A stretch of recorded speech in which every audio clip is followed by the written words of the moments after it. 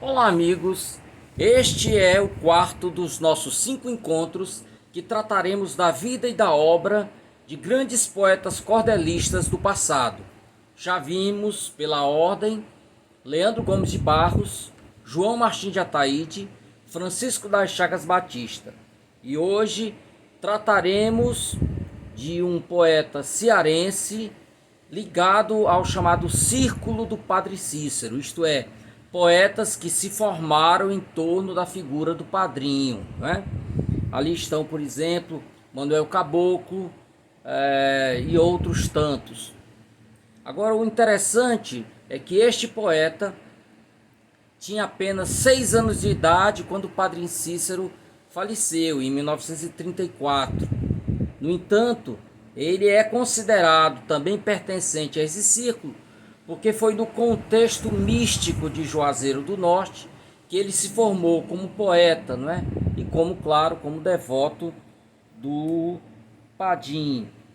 Então, gente, sem mais delongas, vamos tratar da vida deste grande poeta, chamado Expedito Sebastião da Silva.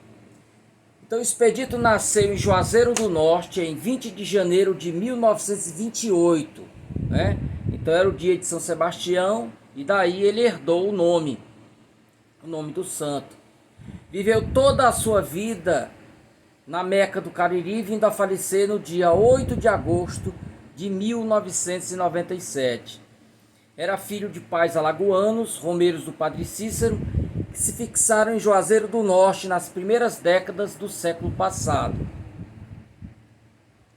Então, aliás, muitos poetas, não é, vieram para Juazeiro, fixaram residência lá em Juazeiro, exatamente para ficar mais próximo do Padre Cícero, né? É exemplo a figura do poeta e editor José Bernardo da Silva, né? Que foi o proprietário da tipografia São Francisco.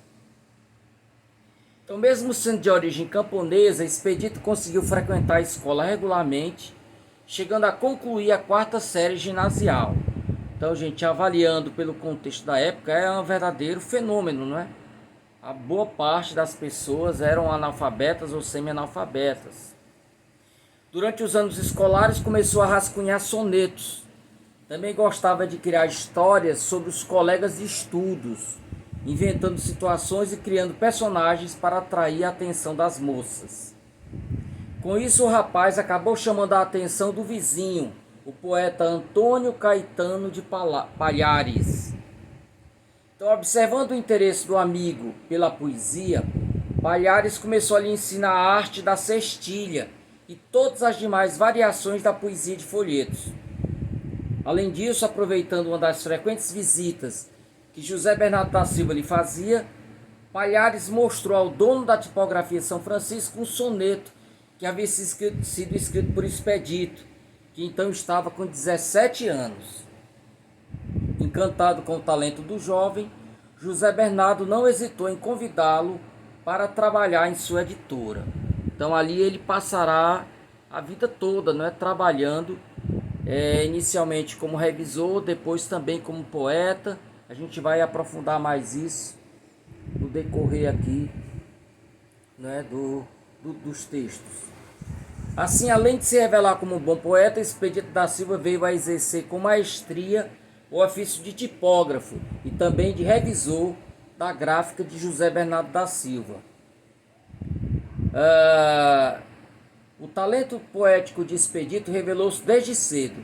Tanto é assim que seu primeiro folheto, intitulado A moça que depois de morta dançou em São Paulo, escrito em 1948, a partir de uma notícia sensacionalista publicada no jornal Correio do Ceará, nem existe mais o jornal, provocou grande impressão no poeta e estilógrafo Damásio Paulo da Silva, então chefe da oficina tipográfica de São Francisco, o qual teria dito: menino, você é um condenado, escreve muito bem e vai ser um grande poeta. Quando Damásio abandonou a tipografia São Francisco, Expedito naturalmente foi absorvendo suas funções, tornando-se uma espécie de gerente, um faz-tudo, dentro da editora, para a sorte de José Bernardo, que já estava ficando velho e cansado do ofício. Aqui inclusive tem uma foto, gente, que eu trouxe, o Expedito revisando originais na tipografia lira nordestina. Ele fazia a correção do trabalho dos colegas que iam imprimir suas obras na tipografia São Francisco. Expedito incorporou uma nova função a partir da amizade que estabeleceu com o poeta e astrólogo pernambucano João Ferreira de Lima. Para quem não conhece João Ferreira de Lima, gente, ele é simplesmente o autor do primeiro cordel tratando da figura do João Grilo, né? Então o cordel chama-se Proezas de João Grilo.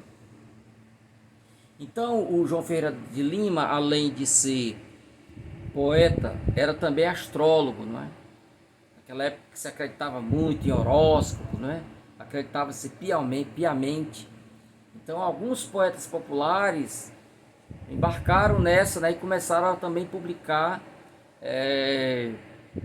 astrologia, não é? Os horóscopos. Inclusive a pessoa mandava dinheiro dentro de um envelope com os dados todos, e aí ele criava o horóscopo da pessoa e enviava, né? Isso sai inclusive nas costas dos folhetos, né?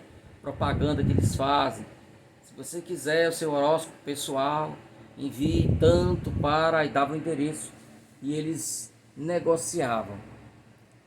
A partir de então, o poeta Expedito Sebastião da Silva passou a realizar consultas e horóscopos por meio do envio pelo consulente, através de reembolso postal, dos dados pessoais e da quantia em dinheiro solicitada. Como resultado disso, veio a ganhar o apelido de poeta astrólogo. Então, quando vocês escutarem poeta astrólogo, se está referindo a Expedito Sebastião da Silva. Com a morte de José Bernardo da Silva, em 23 de outubro de 1972, Expedito assumiu um importante papel para que a tipografia São Francisco se mantivesse viva.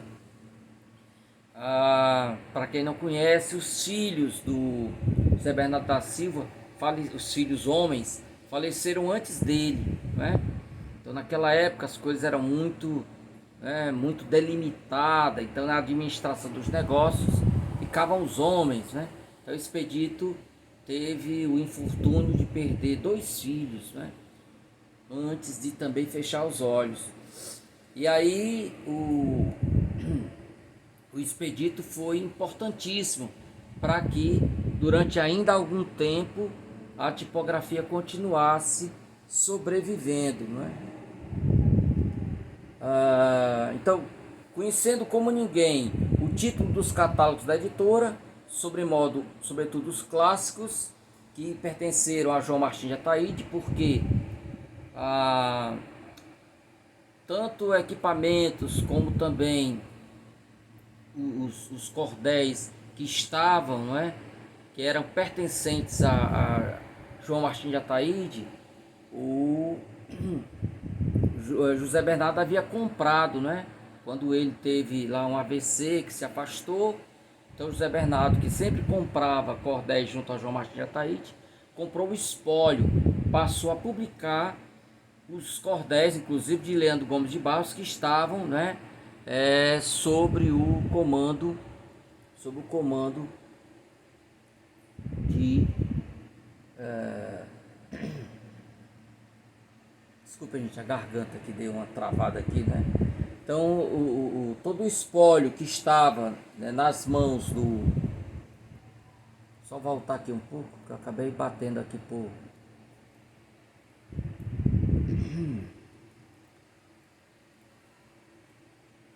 Então o espólio que estava na mão do João Martins de Ataíde passou para José Bernardo da Silva, e ele passou então a publicar.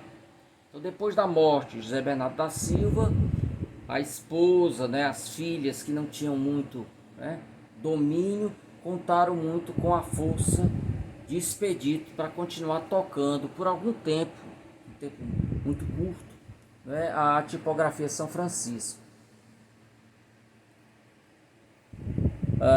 Nessa época, já adiantando, A tipografia de São Francisco deixou de publicar cordéis, né, originais, cordéis novos, e passou a investir apenas na reprodução daqueles cordéis cuja venda era líquida e certa, não é?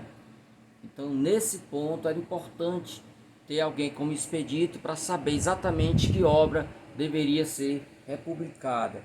Eu vou citar aqui algumas obras, eu coloquei em ordem alfabética do Expedito, para que já pelo título vocês percebam mais ou menos alguns dos temas predominantes na obra dele. Vamos lá.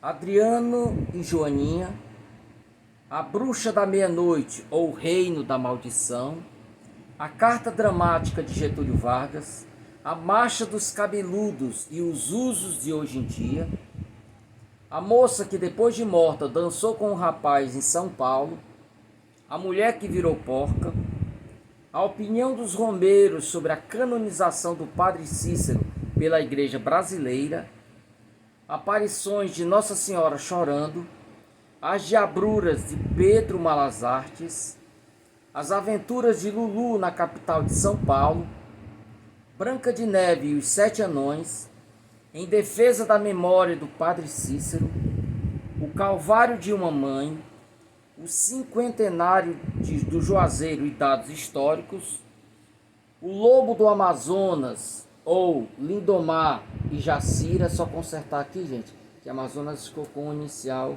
minúsculo. O Padre Cícero, o Sertanejo e os Coronéis, O Papa do Diabo, O Pranto do Nordestino, O Prêmio da Inocência, O Segredo de Verônica, Resumo biográfico de José Bernardo da Silva, Suplício de um Condenado, Trechos da Vida de Lampião, Verdades Inquestionáveis ou A Voz dos Romeiros. Então eu trouxe esses títulos para os comentários que eu irei fazer mais à frente, vocês já terem mais ou menos fresco esses temas aí que estão predominando. Antes de entrar propriamente nos comentários sobre a obra dele, eu quero trazer um comentário do Marco Aurélio. Ele diz: Expedito Sebastião da Silva foi um poeta imaginoso e de versificação correta. Ele foi para a tipografia São Francisco o que Delarme foi para a gráfica de Ataíde, o que Manuel da Almeida representou mesmo à distância para Luzeiro, ou seja, a cabeça poética.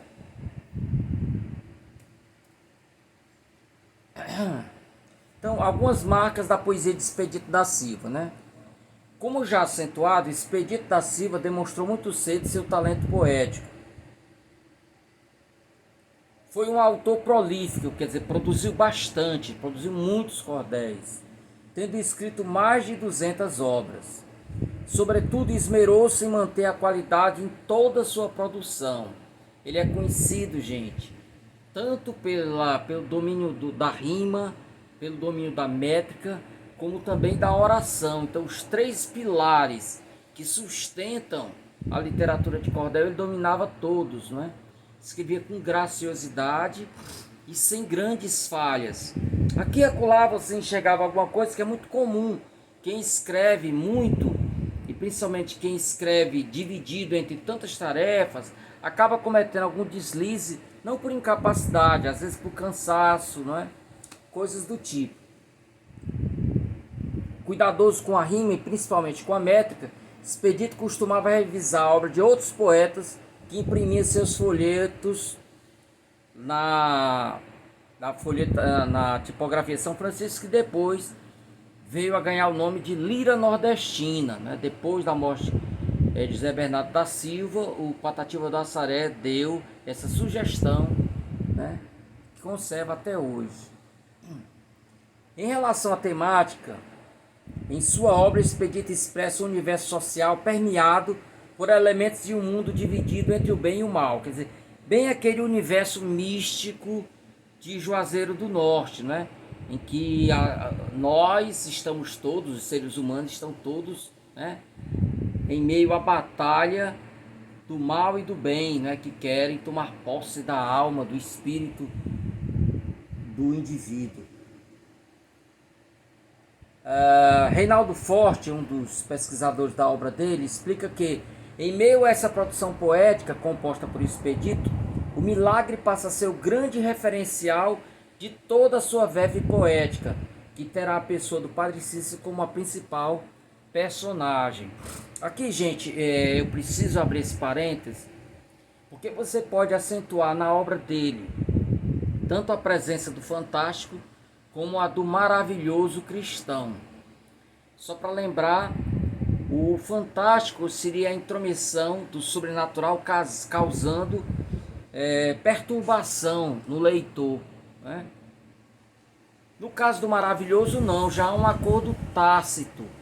Então, por exemplo, quando eu leio uma história do Dumbo, um elefante voando com as orelhas, eu não me espanto, porque desde o início eu sei que se trata de uma história maravilhosa, né, marcada por essa superação das leis da natureza. O fantástico não é assim. Então, para aqueles que acreditam piamente, né, nos milagres, nessa questão toda, a gente não pode falar propriamente de fantástico, porque a intromissão do sobrenatural não causará espanto nesse leitor que é religioso. Então, por exemplo, um dos cordéis aí você tem um personagem, um indivíduo falando com o diabo vem e conversa com ele lá em Juazeiro do Norte. Então, para aqueles que acreditam que é possível isso, a presença desse ser espiritual aí no cotidiano não causa perturbação. Então não se poderia falar de fantástico, né? Mas sim de maravilhoso cristão, é o universo dos milagres.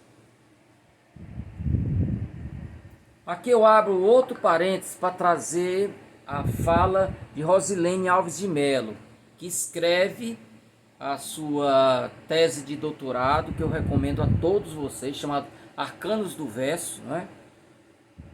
Em que ela vai visitar esse universo do Juazeiro do Norte, ali na época do Padre Cícero. Ela vai citar vários autores, né? Muito dos meus dados aqui eu trouxe ancorado na leitura desse trabalho. Esse trabalho ele estava à disposição na internet, eu não sei se ainda está.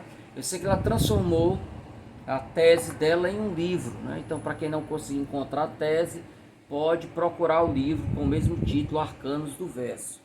Então, Rosilene diz: Expedito Sebastião da Silva explorou todas as possibilidades da poesia de folhetos e, através de seus personagens, procurava representar as contradições da convivência humana. Narrou dramas familiares, encontros amorosos, a vida do Padre Cícero, as astúcias de Pedro Malas Artes. As emoções humanas sempre estavam presentes nos seus folhetos e sonetos. Através da poesia, conseguiu ser ao mesmo tempo sarcástico, bonachão, melancólico, grotesco, debochado, piedoso, eufórico e rebelde. E ainda dentro desses parênteses que eu abri, eu trago a fala de Martine Kunz, que foi nossa professora até recentemente, ela se aposentou, né, da UFC. Expedito Sebastião da Silva escreveu todas as histórias nascidas por ele, sob o signo dessa telepatia amorosa dos amantes. A sintonia providencial da sua temática com a sensibilidade do seu público tradicional dá lugar a uma literatura fraterna, espontaneamente fraterna. A obra é naturalmente solidária ao leitor e conta com a sua adesão de amigo e não de consumidor. Então havia essa relação afetiva entre o leitor e o expedito. A palavra é ponte, ligação, e mesmo inserida numa forma fixa e rígida, flui simplesmente, como se não fosse inventada. Precisa muito de arte para atingir a simplicidade e a comunicação feliz de uma literatura que parece estar à escuta do seu leitor, né? Só para fechar esse parênteses, eu queria fazer um pequeno comentário. Porque havia essa relação de empatia, né, entre Expedito e seu leitor, mediado por essa obra, porque simplesmente os leitores comungavam do mesmo universo místico de Expedito. Expedito era um devoto, Expedito era um místico, era um romeiro também. Então, como seus cordéis eram consumidos, boa parte deles por romeiros, os romeiros se identificavam ali, né? Então, muitos cordéis que ele escreve sobre o Padre Cícero, ele fala direto para o leitor e para si mesmo, porque é aquilo que ele acredita, né? Com toda a pureza da alma. Então, vamos agora passar, gente. Eu trouxe aqui, acho que um ou dois cordéis dele, para a gente analisar um pouco, né, dos cordéis. Então, o primeiro cordel que eu trouxe foi em defesa da memória do Padre Cícero. Eu vou trazer aqui o resumo do enredo, né? O texto se constitui de uma reação à publicação da obra Apostolado do Embuste, de 1956, no qual o autor, o padre Antônio Gomes de Araújo, procura mostrar os milagres do Padre Cícero como sequências de embuste. Então, esse padre, Antônio Gomes de Araújo, não acreditava no Padre Cícero e escreve um livro para falar contra o Padre Cícero. Furioso, Expedito, que já o contestara no cordel Verdades Incontestáveis ou Voz dos Romeiros, não hesita em desqualificar o autor, chamando-o, olha as palavras, expressões, infame cafajeste, herege de instinto de Caim, ser de mente mesquinha e despeitado orgulho, biltre sujo, escritor que talvez certo não gira, quer dizer, não tem saúde mental, e escritorzinho vulgar. Nessa perspectiva, o livro que esse padre escreve, né, é igualmente execrado pelo poeta, o qual descreve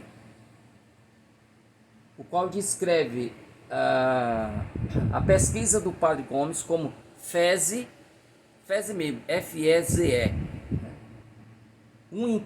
feze no entulho. Por outro lado, Expedito traz aspectos da vida e do sacerdócio do Padre Cícero que demonstraram ter sido santo o referido padre.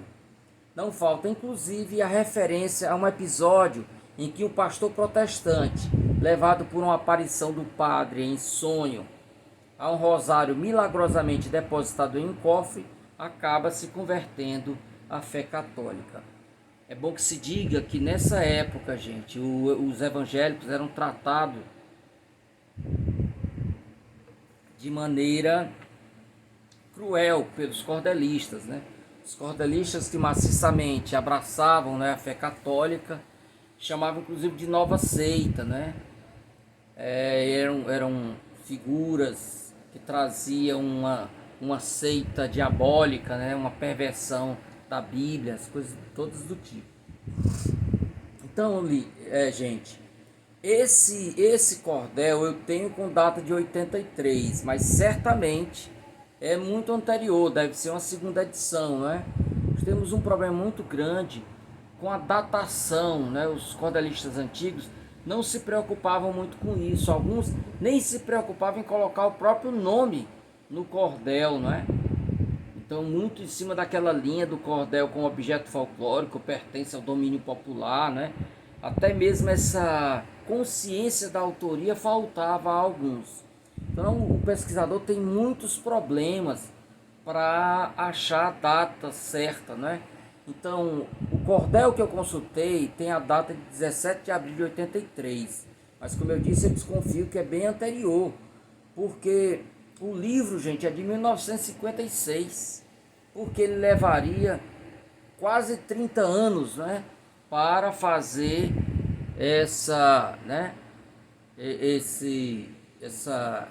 análise crítica da obra do padre Antônio Gomes de Araújo. Bom, o cordel, pessoal, traz na capa um clichê, uma foto do Padre Cícero, a reprodução em chapa de zinco, né? utiliza cestilhas, são 46 cestilhas ao todo, ok? E aqui eu trouxe, peraí gente, que eu, é isso mesmo. O fecho do cordel é significativo tanto do furor do poeta sobre a obra citada, como também da sua fidelidade à figura do padrinho. Diz ele: o clero que nos conduz para o caminho celeste, sei que não dará apoio a um sujo cafajeste que difama com mentiras o apóstolo do Nordeste. O favor do padre Cícero, do Juazeiro do Norte, estou para defender como um batalhador forte, se for preciso por ele, troco a vida pela morte. Então, alguns aspectos técnicos, a rima e a métrica perfeitas, né? É claro, como eu falei, alguns desvios pequenos, né? Principalmente no plano da norma culta. Lembre que ele estudou só até a 4ª série, né? Então ele comete alguns equívocos, por exemplo, aonde em vez de onde, né? Aonde ele mora, né? Em vez de onde ele mora, e por aí vai, né? A falta da crase, do uso da crase, problemas de ortografia como mesquinha com i, fezes sem o s final, né? Alguns problemas que provavelmente foram de revisão, né? Em vez de conversão, ele diz convenção. Então, isso provavelmente foi na hora, né, da revisão do texto. Então a mentalidade católica preside o texto todo, aliás, a obra dele toda, né?